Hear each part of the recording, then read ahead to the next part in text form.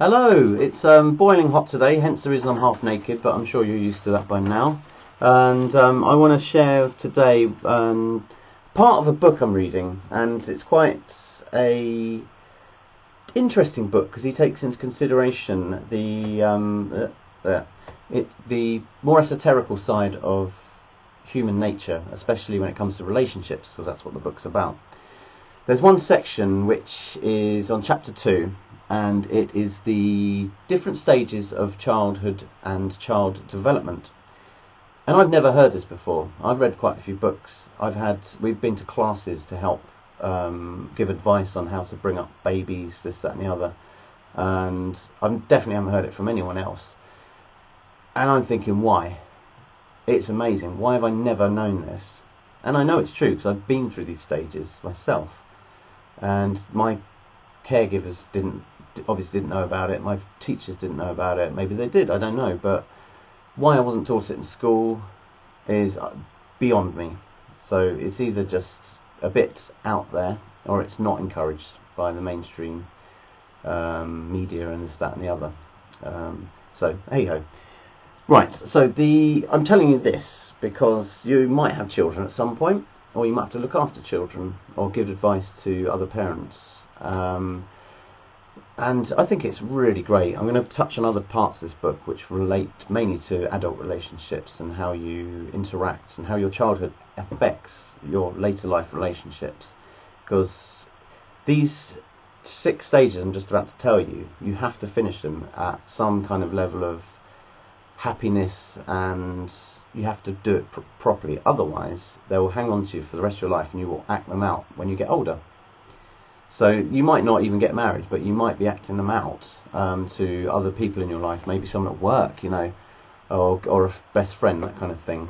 So I'm going to quickly bang through them just to let you know, and then I'm going to relate to them and my off-the-cuff thoughts about how you've been brought up, both of you, and where we've pretty much gone wrong or screwed you up at times, but also where we've done well, because we've done better than we've done wrong, especially recently. Hence the reason I'm doing the video, and not many people do videos like this. So the first one is attachment stage, which I think pretty much most people are aware of actually, and that's 9 to 18 months. That's when the baby is conscious and looking around and able to smile and interact with other adults.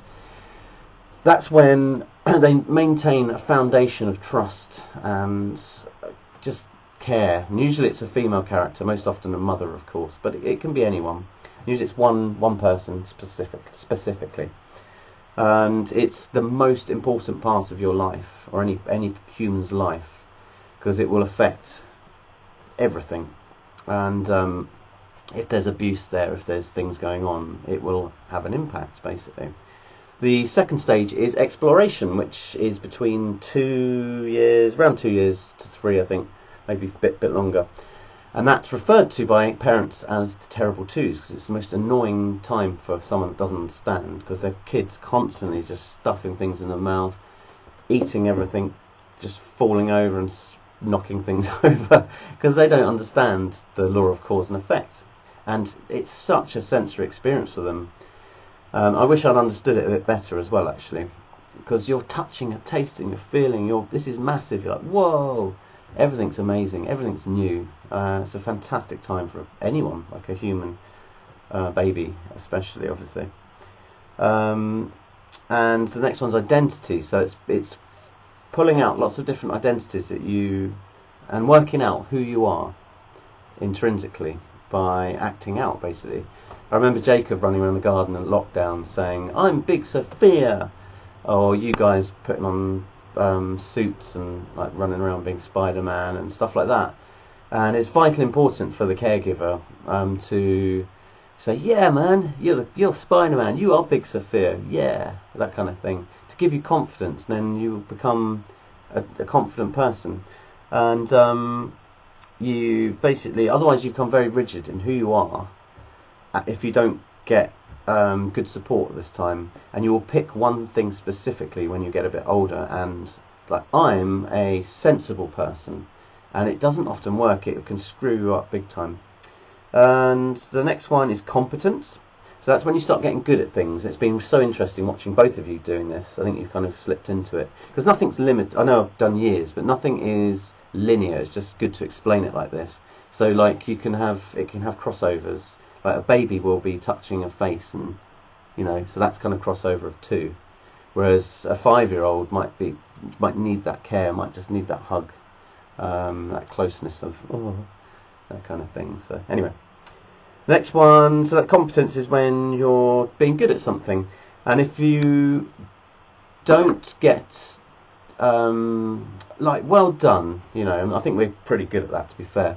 Like well done, you did really well. We're so proud of you. You will grow up later in life and be one of those competitive people who's just quite frankly a knob and egotistical, and I'm better than you, or you'll just go in yourself and you won't have any confidence at all. We know a few people like that. Not naming any names. You won't have any. Everything you do, every question you do, will eventually, subconsciously, think, "Oh, I'm not good enough," or "I couldn't possibly do that." When in actual fact, yeah, a bit like, well, I've got that. I've never even had the confidence to fix the car. I am going to take the transmission out of the Mercedes tomorrow. It's not an easy job. Drain it all out, take the whole transmission out, and fix part of it. And this is the flipping automatic gearbox, 7-tronic gearbox. I can do it. I know I can do it because I've got the confidence now. Wouldn't have done a few years ago, to be fair. Anyway, the next one is the age of concern, and that's from ages 6 till 12. So I'll go through the ages actually. First one's 9 till 18 months. I've told you that. Exploration is about probably 1.5 to 3, and developing identity is 3 till 4, roughly. And stage of competence is 4 till 6 years old. Edward, you're coming out of that now. And stage of concern is the next one, which is 6 till 12 years old. So it's quite a big, long one. And that's the time when you will be questioning your relationship with your peers, and you will also need backup from your parents if you get bullied, or you don't understand something. Someone's being horrible to you or nice to you, even. You're like, oh, I don't know what to do. Someone's just bought me something. Why? That kind of thing. And if you've not got a good basis to go back on at that time and support, then you will potentially lose the connection with your caregivers or your parents or whatever. Well, your parents, because I'm addressing this to you, but I'm kind of general advice for other people if they're watching this, which hopefully they might at some point. Never know. And yeah, so that's that. The next one is intimacy, which is 12 till 20. So that's the times when you will start developing much deeper relationships with people, especially girlfriends, perhaps boyfriends, I don't know. But it doesn't have to be a sexual relationship. But this is the time when you will learn how to be intimate with another person, and not, just be loving and kind. And this is the stage. If it goes okay, the rest of your life will be fine if it combines with the rest of them. If you have heartbreak and stuff, it could be quite tricky, because deep scars and environmental conditioning occurs, I've done another video recently on that. And then adulthood, where you will go through different other stages, which I'll go through in another video. It's too complicated. Saturn returns, like when you're 40, you get, apparently it's a midlife crisis, but I believe it's a rebirth. It's a chance to be rebirth-born anyway. And that's what I've just gone through. So, the attachment stage, and I think we'd kind of got it right when Edward came along. I'm not sure we did such a good job with you, William. Maybe I'm wrong, I don't know, because I didn't really understand what having a baby was like, and I don't think I understood the love, and lovely. And I treated you a bit more like a kind of possession, I think, in the early days. And you also went to Poland for a few months. I didn't see you for a long time, and I just lost that connection. And Mummy was struggling as well, because she'd just been given this baby, and she's got problems. She had problems then anyway with making her own decisions, because she's never had that to any extent, especially having a real life human being to look after. So I think you definitely got attached to Joanna in Poland. And I remember taking you back. I think it was the first time. I've never heard a baby scream and cry so painfully on the plane. It was horrible. And that noise, it haunts me. And that was when I really sort of started to fall in love with you properly. And So I remember when you were in Poland, Anya said, like, "You're not going to ask how William is," because she like, he's never asked about his baby, and yeah, no, I didn't. So it wasn't because I didn't love you or like you or whatever. I just didn't think about it. I was just being me at the time, I suppose. I didn't do it in any malicious manner. So anyway, and I remember cuddling you on the flight home, and the woman on the thing was not very. She wasn't very nice. Basically, she could have at least let me stand by the toilet. She said, "Sit down." Oh, Polish flight, and I actually complained to the airline, which is very much unlike me. I just thought it was very selfish. But I nursed you back to sleep, which was lovely. And we got quite close actually because Anya went back to work, and that really helped her because she had time to escape back to work. And we used to go to Tesco together twice a day. I used to wake up in the morning, rock you back to sleep, and then you used to go back to sleep, and then yeah. So it was quite a difficult time for both of us because we didn't quite understand ourselves. It was very shocking, and we were both knew that we had to change. And we've both gone through this massive, hard-ass transformation. It's not been flipping easy, trust me. And listening to books like that, hard work, it's really helps. I mean, I've worked out, I've listened to over 100 books since 2017, I think, which is pretty good going. And some of them are hard-ass, the real sort of difficult to follow. You know, like a treatise of human nature. It's like very abstract philosophy, basically. Anyway. And I think I've not been very with both of you, especially like not so much Edward actually. I've kind of worked my stuff out, but I've not been very aware of how my moods and my actions have affected both of you actually. When I've been grumpy and shouting and getting stressed, especially in Spain. I remember holding your arm, Edward, and I've said about the car situation with you, William and Edward, both of you, and I've not really thought about the fact you're looking up at this. What must be a monster, I think, and that's going to affect your subconscious, even if you've forgotten it. And I'm just trying my best at the moment to really just be the best dad ever.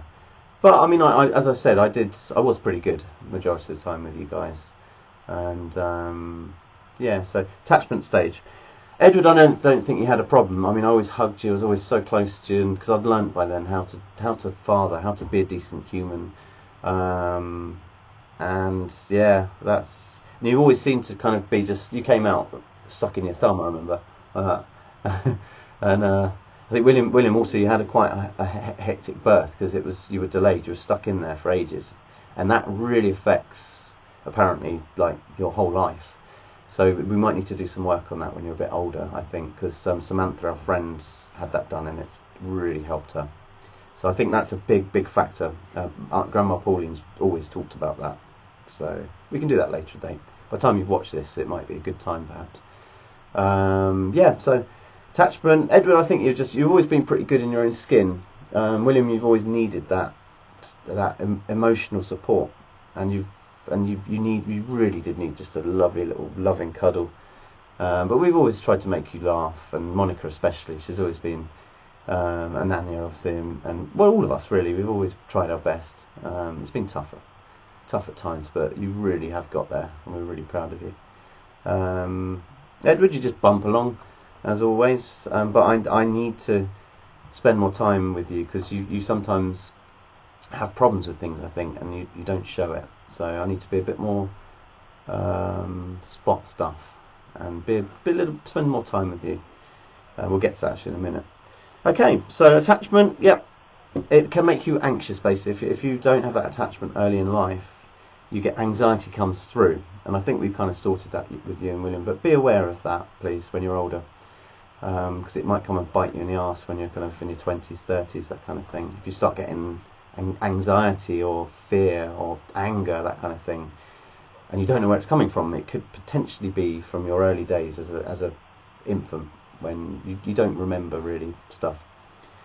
And Edward, I don't think you ever had a problem, but maybe I'm wrong. Maybe ask Mummy. I think you're sound. So I remember holding you as a baby when we talked about this like 4 a.m. every flipping night for months, and it was lovely, you know. And I was always quite close, and I learnt by then how to have that attachment, basically. So exploration, I don't think there's any problem there. You might have been held back by Monica and Anya perhaps for doing things. I pretty much let you do what you want. Like, I remember when I was looking after you, William, you just walked through with a flipping great big knife like that. Like that. Hey, look at me, I've got a knife. I'd just take it off you. I wouldn't cause any problems. I wouldn't go, ah! And because that's when the problems arrive. When you're like, no, no, no, no, you're not, don't do that. No, no, no, no, no, no, no. And that creates massive problems with confidence when you're a bit older. And yeah, I'm cool with it on that end. I think Mummy's been cool. In general, everyone really. So I don't think there's a problem there. The best thing you could do, which I wasn't so good at, is join at your level, lie down at your level and help you. Say, no, try this and try that. Don't eat that. That could really, that kind of thing. Oh, well done. You know, oh, that's a banana. That kind of stuff. You know, I wasn't so good with that, I don't think, but I don't think most average fathers are, to be fair. Maybe I'm wrong. Maybe it's just me. I don't know. Identity, letting you just act out roles, be who you want, and I think you're at a good school for that. I've talked about your William, your childcare actually from when you were a baby, and that hasn't helped. But we've gone through that. I don't really want to dwell on that. So that's another thing. Actually, remember that when you were in the back of a car and this, that, and the other from another video. Identity, that's cool. I think you're just so happy in your own skin, both of you. I don't think there's any problem there whatsoever, so that's all good. Competence, criticising and taking over. Confidence and competence, it's quite similar. Competence is having the confidence in doing something and creating something, and I think both of you are amazing at that. You don't have any problems. Sometimes, William, you're actually like, I'm so bored, I don't know what to do. And that's you actually asking for me to come and guide you to do something and then let you go and let you just carry on. I need to be better at that. I know that for sure. Mummy's brilliant with it. But in general, you're great. You've got so much competence, and especially Edward, you just decide to light a bonfire in the garden. That was good. There's flames and smoke going up. I was like, what the heck? You can run in with this little cup. It's fucking hilarious.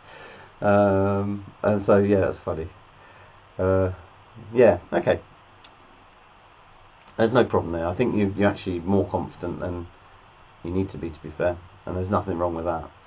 There's a line where confidence can match with ego and cocky, and you need to stay beyond that. It's okay being slightly egotistical, but don't go across that line like I did in my early 18s to 20s, and you're just a dick basically.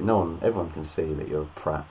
So I will remind you of that. Trust me, in a nice way. Yeah, that's it. So concern. Basically, we need to let you have your freedom with your peer groups, and I think you're both sound in yourself. You've got good judgment, really good judgment, both of you, and people like you. And I don't think you're gonna hang around with knob ends at all, really. I think you'll know the difference between right and wrong because we've let you do stuff, have your freedoms. So that's all cool. Yeah, great. So because if we interact with your peer groups and get involved, then you will potentially become the child the child that you'll just do it anyway. Like if we're saying, especially with girls, like, do not see that boy. You're not allowed to kiss or go to his house. That's naughty. No, generally, from what I know about most girls, they're going to flip and do it. Do you know what I mean? Or even the girl next door, she's like proper. I don't know, she's like 7. Oh, she was 18 now, and she's very quiet, very shy. And I've seen her with 2 boys on the corner, out of sight. She's like, stay there, don't come near the house. And she's walked to the house, got changed, come back, and then they've walked off. So clearly, she's embarrassed potentially, but moreover, it would have been disapproved potentially to have been seen with those boys, particular boys maybe, I don't know. So yeah, so we'll just let you get on with stuff. And it's very, at the moment especially, it's very the biggest worries, I suppose, for boys is drug taking, alcohol taking risks, and being in peer groups and acting out, showing off, because that's when accidents and problems can happen. You can easily get in a fight with someone. You can easily kill them. If you punch them, they trip over, bang, their head's on the ground, blood, dead, or in the hospital. you'd be in prison just from a stupid mistake like that. And I've been and done it. I'll actually tell you. I was scared because I got beaten up in Eastbourne, and I had a massive black eye. I went to hospital. I was like passing out. Luckily, there's some police officers. There's like 15 of them. This geezer just ran up to me and went, bosh. What a dick, you know. But that's his problem, you know. He's obviously got issues from his childhood. And I got scared after that. And I used to carry around a little metal bar with tape on it. And I used to have it in my back pocket. And it's around the time when my parents are splitting up as well, I think. So you don't know when things affect you, and you act it out, basically. And I remember smashing all the windows in Cooden Beach train station. Smash, smash. And the person I was with was running away because he was so scared. I was just like... And I've always had balls like that. And I didn't realise what I was doing. And actually, I was just... What a fucking knob. To be smashing a historic public station. Actually, it's quite a historic station. What a dick, you know. Why was I doing it? It wasn't really to get a reputation. It was probably just to offload energy that I've got. So be careful, and we're always here for you. Always remember that, and you can always have other friends that you can go to, and it's developing a good peer group that's so vitally important. And actually, while you're watching this, you're probably going to be going through the major stages of this. So this is probably the most important part to you right now. Okay, and yeah, that's it really. Then there's intimacy. So when you get a girlfriend, boyfriend, girlfriends, whatever, I don't care. It's learning to be intimate and listening, and I've done that, how to win friends and influence people. And I'm going to do a video on how to be a good boyfriend or whatever to your partner, and how to... Because I wish I flipping had this advice when I was younger. I had no idea how to be a boyfriend or even a husband until a few years ago. You know? I didn't know how to listen to people. I didn't know how women thought. I just thought they were boys. You know, she must think the same as me. But they don't. They're different. And everyone's different. Females obviously are very different to males in the way what they want from life and how they want to feel and stuff like that. And the biggest thing in the world is to have a really trusting, decent relationship where you're not having power struggles, you're not shouting at each other. Although there are stages in that which I'm going to go through where you, if any of these are lacking, when you get older, but this is the next stage of the book actually, which I'll do in another video. When you get older, I find it fascinating. Whoever's the shittest caregiver, probably me to be fair, you will become me. How fucking depressing is that? You're going to become me. Haha. Arsehole's flat fish. Do you get me? Good. And you will then find the polar opposite of what was lacking in your childhood in your partner. I can't remember what they call it, but you will see them in the other side of the room and go, wow, that is the woman. And I saw that in Anya, man. The person that makes up the opposite of me. And it's polarities. It's everything. There's an opposite. Yin, yang, batteries. I don't know. Yeah, male, female. There's polarities. There's two of everything. And in nature, everything pairs up. Not everything, but most things, you see pairs of things like that. And actually, someone said something quite interesting to me. I knew it anyway, but it reminded me.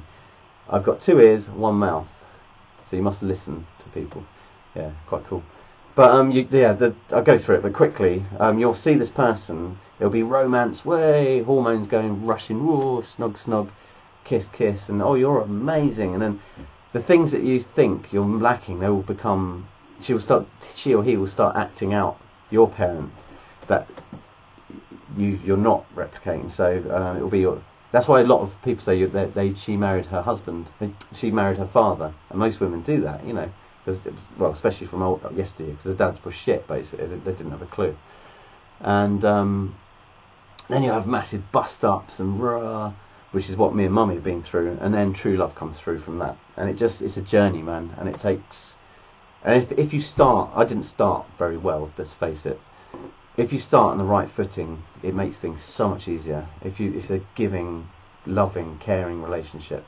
And as I said, 2 ears, 1 mouth. Listen twice as much as you speak, even more than that, especially with women.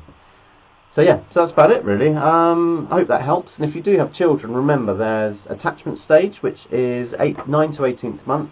exploration stage, which is 18 months, I suppose, to 3, where they're running around smashing all your favourite stuff, which is great, and breaking things. Edward, that still is to some extent your absolute golden talent, and I find it so funny. The amount of crap you've broken, it's great. Exploration, done that. 3 to 4 years developing identity. So 4 to 6 years, stage of competence, which is when you become good at stuff. 6 to 12 years, stage of concern, where you worry about how you relate to your peers, where you basically pull away from us, which I'm flipping going to make the most out of the next couple of years, especially with you, Edward. I'm going to sit down with you and play with you, because I spend a lot of time talking to William, because we can have conversations. But I'm going to start playing and acting out with you and guiding you and leading you, so I don't miss that. So I've only got about a year left, probably. Intimacy, yep, we've done that. So yeah, cool. So have a good one, and I will see you in the next video. I might be a bit less naked. So bonjour.